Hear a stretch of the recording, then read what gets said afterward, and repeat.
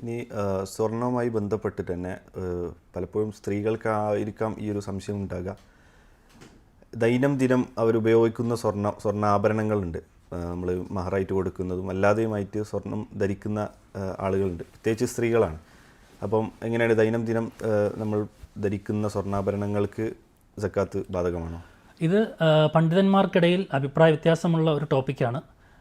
നമ്മൾ പഠനം നടത്തുകയാണെങ്കിൽ രണ്ട് പ്രബലമായ അഭിപ്രായങ്ങൾ നമുക്ക് കാണാം.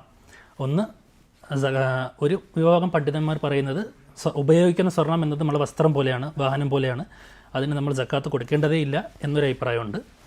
രണ്ടാമത്തെ ഒരു അഭിപ്രായം എന്നുള്ളത്, സ്വർണം എന്ന് പറഞ്ഞാൽ പ്രവാചകൻ്റെ കാലത്ത് അത് പണമായിരുന്നു, അത് ട്രാൻസാക്ഷന് വേണ്ടി കച്ചവടത്തിന് വേണ്ടി യൂസ് ചെയ്തൊരു വസ്തുവാണ്. ഇന്ന് അതിന് പകരം ക്യാഷാണ്. അപ്പോൾ ക്യാഷിൻ്റെ കറൻസിയുടെ അതേ ഒരു ഗണത്തിൽ തന്നെയാണ് സ്വർണവും വരുന്നത്. അത് ഏത് സ്വർണ്ണമായാലും ഉപയോഗിക്കുന്നതായാലും അല്ലാത്തതായാലും.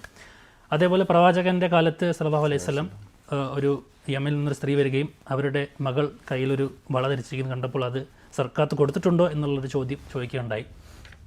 അപ്പോൾ ഇത് മൊത്തത്തിൽ പഠിക്കുമ്പോൾ നമുക്ക് മനസ്സിലാകുന്നത്, കൂടുതൽ സൂക്ഷ്മത ആഗ്രഹിക്കുന്നവർക്ക് മൊത്തത്തിലെടുത്ത് ടോട്ടൽ കണക്കൂട്ടി അത് കൊടുക്കുകയാണ് ഏറ്റവും ഹൈറായിട്ടുള്ളത്.